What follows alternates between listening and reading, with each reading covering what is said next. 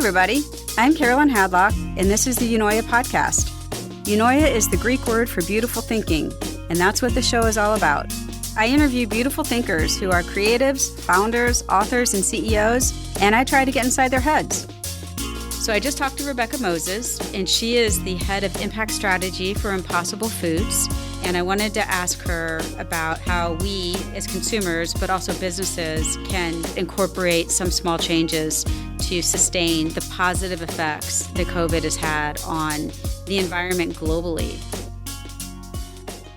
Well, thank you so much for taking the time to chat with me. Thanks so much for having me, Carolyn. I'm excited to talk to you. So we have chatted a couple times before, just via email, but I know you mentioned that you are cautiously optimistic about the changes you've seen in the environment. So maybe that's just a great place to start. What changes are you seeing in the environment, and then why are you cautiously optimistic? Right. I mean, I think in that email exchange, we had kind of been talking a little bit about positive outcomes for air quality, for water cleanliness. There's just been some kind of changes associated with the ways that we move ourselves around or don't. The amount of pollution that we're generating, the carbon intensity of our lives, it has changed a lot as a function of shelter in place. And all of these other outcomes from the COVID disruption. So I've seen a lot of kind of media coverage around, hey, this is great news for the climate, although it's, obviously terrible news for the economy and many, many other things. And I want to kind of take that with a grain of salt. I think that at a high level, what we're seeing in terms of environmental gains resulting from the COVID disruption, for lack of a better term, can really be ephemeral. They're really things that, without fundamental transformations and without kind of a commitment among industry and policy to make changes, once we've returned to whatever a new normal looks like, we can still see a resurgence in the same levels of air quality or higher levels of those issues. Of air pollution or water pollution. So while I love that we're seeing some kind of immediate short-term benefits, a little bit of a silver lining for air quality and pollution reduction, I'm concerned that we cannot assume that it will be sustained. What steps do you think companies, and I know this is a big question, but what steps do you think companies can take to help sustain some of these changes so they're not so ephemeral? Right. I mean, I work for Impossible Foods, and our entire business was founded by our CEO and founder, Dr. Pat Brown, back in 2011, with the intention of being that change, with the intention of creating this climate biodiversity loss intervention. How do we meet consumers where they're at to eat sustainably, to eat plant-based, without asking them to change their food culture or behavior or their nutritional intake? And so that's where our flagship product, the Impossible Burger, comes in. It provides that equivalence without the negative externalities of eating beef. So when I think about ways we can sustain some of these positive outcomes associated with the environment as a result of shelter in place, I always come back to dietary transformations. And the reason for that is not just because the environmental outcomes themselves would be so dramatic, and they would be. It's also because the co-benefits of changing our diets are really radical for both public health and for kind of ecological integrity, for environmental health. So eating more plant-based diets, the ability to transition away from reliance on animals for protein and calories, that I think is one really important step that is not unique to kind of a COVID response, but rather just something that we as an industry need to be moving forward on, full stop. Yeah. And at the same time, I think there's obviously, really critical things that can be done on the energy side, things like storage, the ability to move away from coal and greenhouse gases globally. Those are also incredibly important from a policy level and from a private sector level, but definitely our approach is via food systems. Yeah. Are you sensing that there's any pressure, or do you think there will be any pressure on companies to sort of step up and do some things that maybe weren't in the plans previously as far as conserving energy or adjusting manufacturing for the environment? I think that there are asks being made, certainly. There is a policy group, a climate policy group called Ceres, and it's their climate coalition, which is called BICEP. And I believe sometime this week, basically was a remote lobbying day on the Hill, asking both that legislators continue to think about climate, that they continue to decarbonize, to think about decarbonizing activities, and to not roll back regulations. And that voice is coming from both environmental groups, it's coming from their corporate members. So I think corporations, at least many of us, are still holding ourselves accountable and are still asking for change and asking policymakers also to not roll back regulations. Yeah. Well, I know as a consumer and as a lay person for the environment piece of it, I wonder if that's something that the rest of the world is seeing as well, that there's been a little bit of a peek into what's possible. And maybe, as you guys say, you meet the consumers where they are, maybe that'll start to have consumers create that kind of demand as well, just looking more into the background of how companies are operating. Exactly. I love that way of thinking about it, how consumers can kind of have a peek at the world that could be. And if there's one benefit for the environment that comes out of this, it might be that. It might be awareness. Mm-hmm. It might be a really tangible global feeling of, oh, hey, this aspect of this, reduced pollution, better air quality, cleaner canals. This is great. And it's possible to achieve this. We just have to figure out all the other parts of it and make sure we're, obviously the situation that led up to those outcomes is tragic. Yeah. There is a really, really terrible public health crisis happening right now. Where consumers and where the global kind of general population can identify, though, positive environmental outcomes associated with it, no matter how short-lived those might be, can be an eye-opening moment. And that might be something that galvanizes additional climate action. Well, hopefully, right? I hope so. I mean, it's interesting just seeing people getting really into, bird watching in their backyard. People are starting to identify, hey, nature is around me. It's almost like the great pause, right? They're taking a break. They're kind of noticing their surroundings.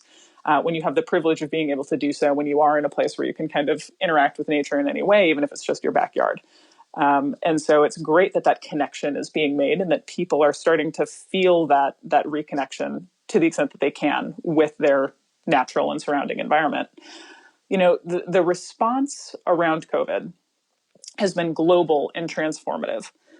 And it shows us that there is capacity to make monumental shifts in how we approach problems, including climate change, with the right motivation. I think the G20 collectively has put about $5 trillion into this response. There's a bill that was introduced recently from the Democratic Party in the United States that proposes a $3 trillion U.S. investment. We've shown that it is entirely possible to tackle big problems. Now, tackling climate change is a much, more abstract, kind of longer term, less life and limb, galvanizing force. But it's possible. We've shown that we are capable of doing this globally, and that is a little bit heartening. Yeah, well, and I think this sounds maybe a little trite, but I think that people realize that we are global, not just national. I mean, because everything is the same everywhere in the entire world. I don't think the world's ever felt so small as it does right now. Absolutely. It feels really small. Everything, the global feels local right now. And so as at Impossible Foods, we make this consumer-facing product that isn't asking anything of a consumer in terms of sustainability awareness or motivation. We're just kind of putting it into the general populace and saying, here's a much more efficient, environmentally sustainable way of eating, of meeting your kind of existing needs without having to use an animal, which requires vastly more environmental resources. It's difficult, especially as a brand, to try and draw those linkages, even though awareness, I think, is helpful. People should always ideally have an understanding of, how behavior can impact the world. But it is fundamentally a very complex web that we're asking people to understand. And so as a brand, we don't ask that people understand that. We never want to tell someone that they're doing something wrong. We never want to make this about guilt or demonizing something or a behavior. It's about presenting options. It's about, kind of presenting a solution that at scale can result in really tremendous, enormous, wonderful environmental savings, but not expecting that the consumer necessarily have to know or care about it. And so when you tell someone that they're doing something wrong, you put them into a defensive crouch. It's just not the way that we would approach this. But seeing how people are now noticing how the global is local and how it's relevant to them, I think that's just another way of thinking that we're becoming socialized to that might have positive implications for how we think about climate. Sometimes, and this will be interesting to see for the challenge for some businesses, especially as it comes to manufacturing or how things are made, it's just the balance of what the consumer demands and what's going to give that sort of halo, but then also the margins, because I think it's pretty expensive in some cases to be green and to be environmentally conscious. It can be, yeah, and certainly, I think generally speaking, having disposable income, just having a spending part makes everything easier. It makes eating green easier. It makes a life easier. And so what's really important that the plant-based industry is able to do is provide solutions and provide tools that don't come at a premium, that aren't, wildly expensive, and that can be done multiple times a day, can be employed multiple times a day. So in the same way that you drive a car every day, maybe, you have 2 to 3 chances every day to decide what to eat, and kind of that has its own cascade effects for your sustainability behavior that day. Oh, that's interesting to kind of just sort of put it into your daily habits. That small change can have this large transformative impact collectively. Exactly. Each pound of Impossible Burger, when you replace beef for Impossible, when you go from animal-based to plant-based, it saves about 300 square feet of land, about 30 pounds of greenhouse gas emissions, and about 90 gallons of water. Yeah. And so, as one unit, that's a discrete unit, that's 1 pound. That's not huge. That's not going to change the world. When you apply that to the 9 billion pounds of ground beef that are consumed in the United States every year, that's where you start seeing the potential of these tools. And it's not just us. There's more plant-based tools out there. But it really has to be about that kind of consumption cadence and accessibility to a general population. It can't be purely aspirational, or it's just not scalable. And if it's not scalable, it's not effective.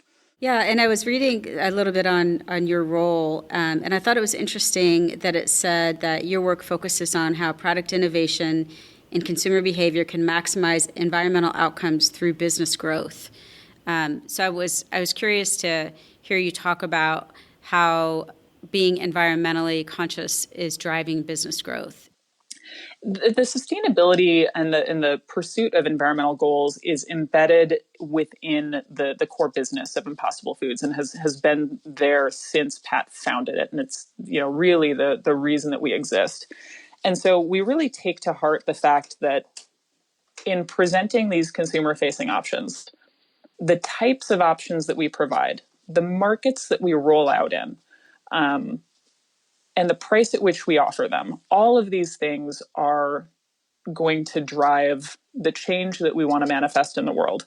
We want to be thoughtful about how at a macro scale our business can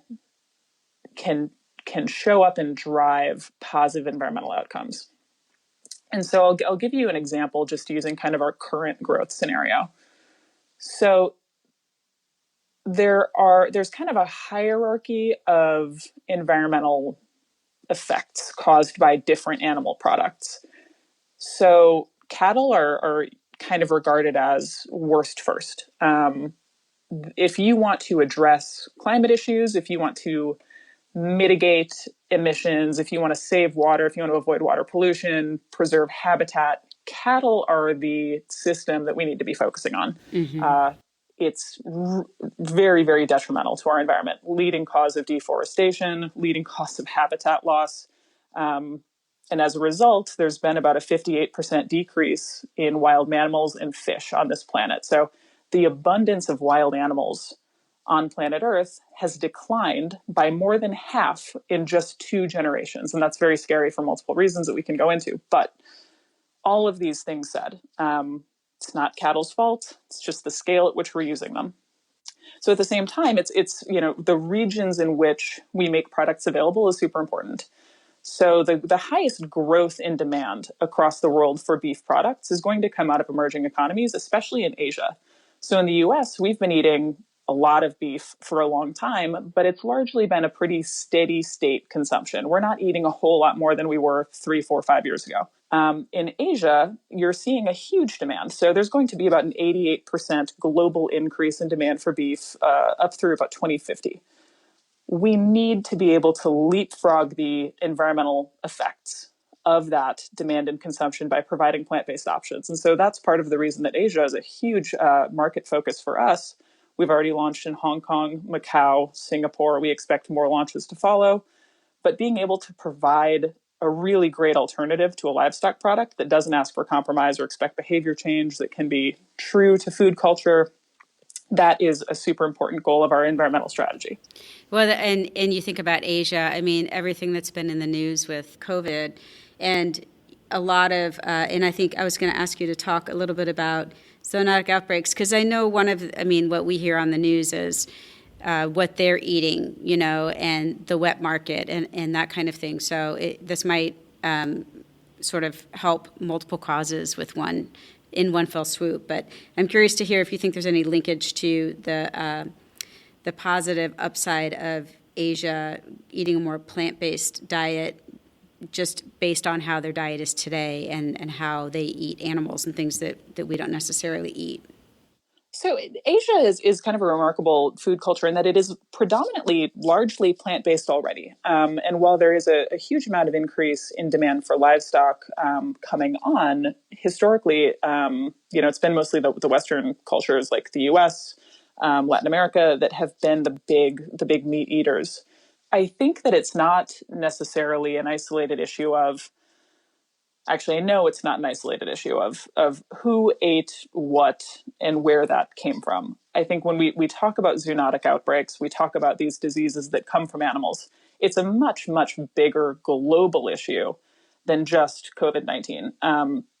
And according to the CDC, I believe it's about 60% of total infectious diseases in humans come from an animal source.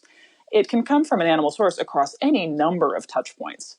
It could be a wet market. It could be from poaching. It could be and has been from farmed animal operations, including in the United States, including in Asia. It's really a global issue and is not specific to the way that one food culture eats or doesn't eat or what one eats or doesn't.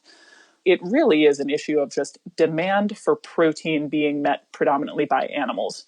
We have to find ways to diversify away from animal protein as a whole. Yeah. Rather than condemning individual food practice, I think. So you are an ecologist, right? I have my master's in international agricultural development, and a lot of the focal areas that I've done are around ecosystem services, so agricultural ecology. Gotcha. Did you ever think you'd be working for a private company? I did not, to be totally honest. I think that this might be one of the only private companies I ever would have jumped over to from research and working in the university space or even public sector space. I met with Pat Brown back in 2016, I think, right before we launched, and interviewed with him. And the company was just kind of coming out of not quite coming out of stealth mode. They had a presence, but the field was really new. Plant-based meat was a very new concept. And we hadn't even started in one restaurant yet. And after talking to Pat, I kind of knew, like, look, this is that transformational sustainability approach that we need.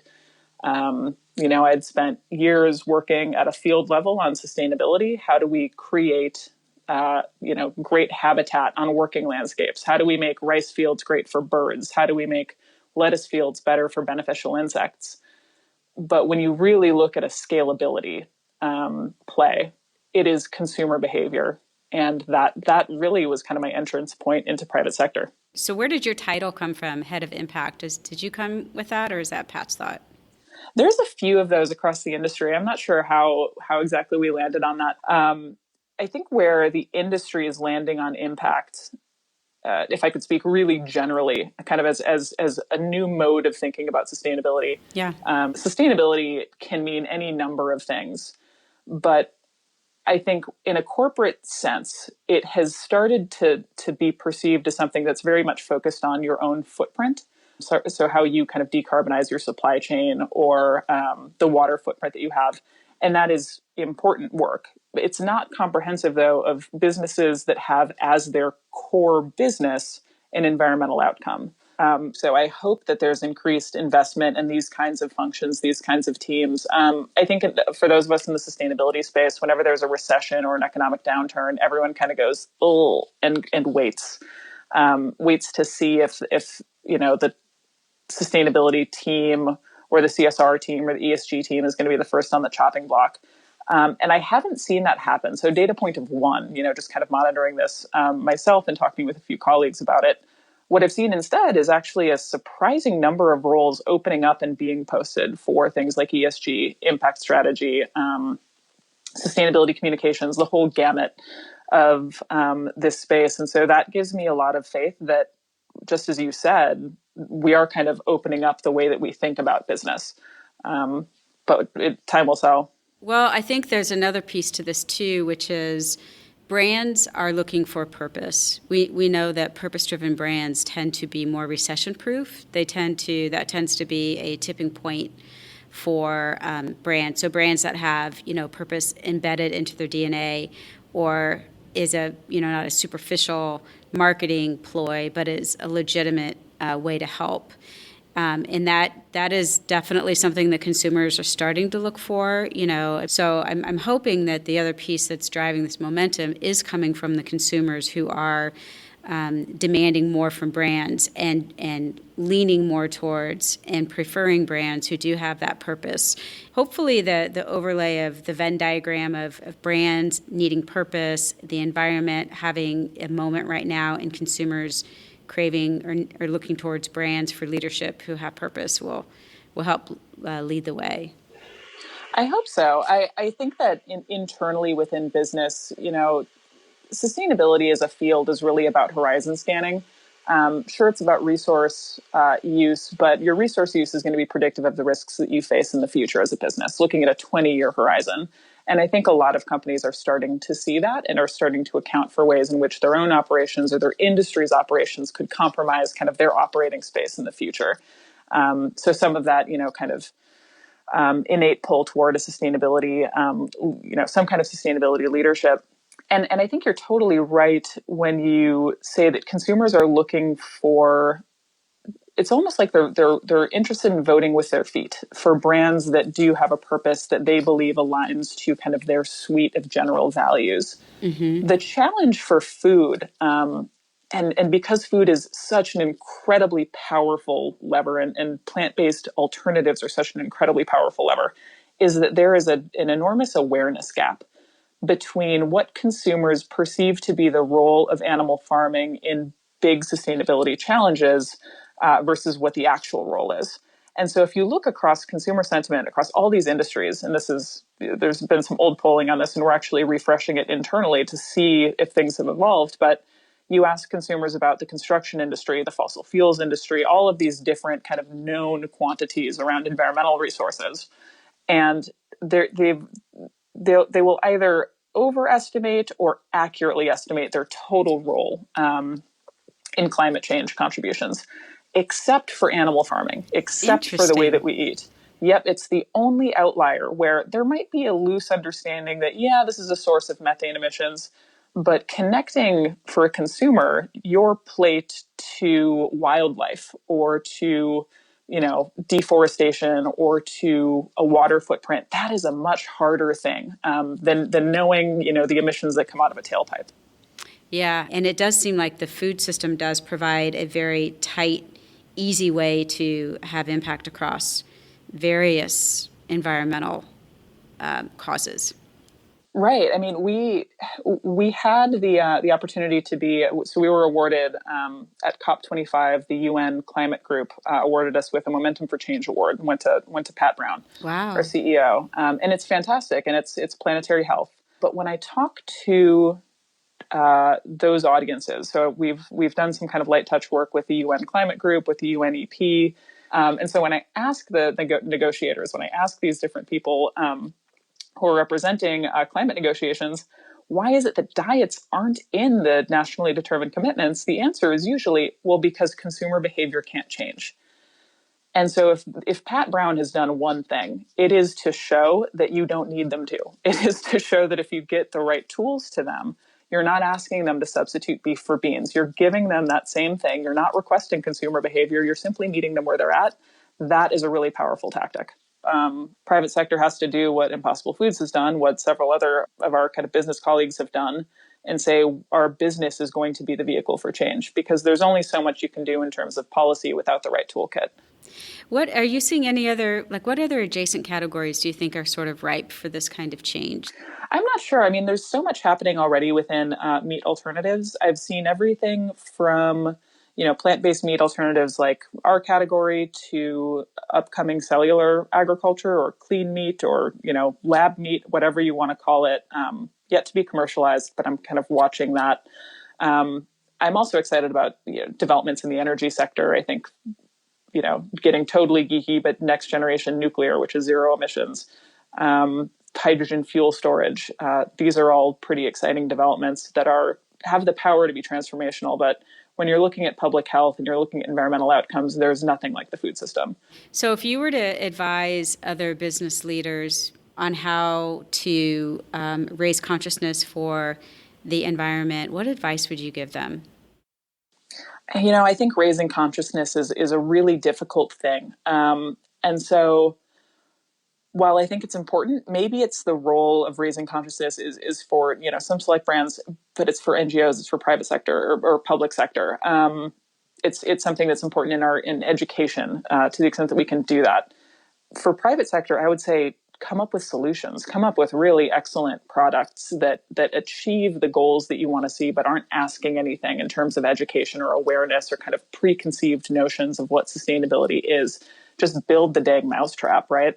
I'm particularly excited about seeing that for seafood, because seafood is such an incredibly complex system with cows. Beef comes from a cow, and a cow is a cow is a cow, generally speaking. What we collect from the ocean, and we've harvested to an incredibly unsustainable degree out of the ocean, are hundreds of different species, from shrimp to salmon to, tuna itself can come in 5 different form factors. So as an industry, how do we reduce demand on marine harvesting in a way that can scale a food system sustainably? That's a very complex idea. So that is something I actually am hoping to see industry tackle within the next couple of years. Yeah. And I think, hopefully this is the moment. Hopefully the environment is having its cultural moment, even in the wake of, as you said, something that's having devastating consequences on other things. But it would be really great if something good for the environment can come out of this. Right, exactly. And, addressing climate, keeping biodiversity resilient, these are going to be my generation, our generation, future generations moonshot. This is the next space race, only it's existential. We have to do it.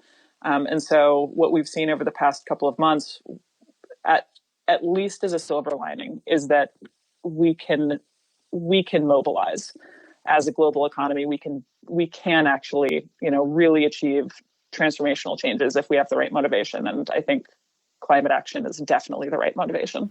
Yeah, I do too. Okay, one last question for you. I ask everybody I interview. So the name of my blog is Eunoia, which means beautiful thinking in Greek. But what if you were to define what you would say beautiful thinking is, how would you define it? That is such a difficult question, and I'm going to completely wing it. But I think it's how ecologists think. I think it's a systems thinking. It's thinking about the web of interacting effects that an individual action has. It's the type of thinking that I aspire to, but don't always achieve. But it's that that exact concept of making the global local that we've talked about earlier today. Oh, that's lovely. I love that. Well, thank you so much, Rebekah. It's been a pleasure to talk with you, and I'm a huge fan of everything Impossible is doing, and I'm super excited because I'm in Indianapolis, and I just bought Impossible at the grocery yesterday. Oh my gosh. You'll have to let us know what you do with it. And thank you so much for having me. It was really wonderful chatting with you. I hope you enjoyed this conversation as much as we did. And I hope you took something from it. Something that'll help you with your next meeting, next pitch, your next big project. But above all, I hope it inspires you to think strange, different, new, and beautiful thoughts. For more from this interview and other chats with beautiful thinkers, visit carolinehadlock.com to subscribe on Medium and follow at Unoia Quarterly on Instagram. That's EUNOIA Quarterly.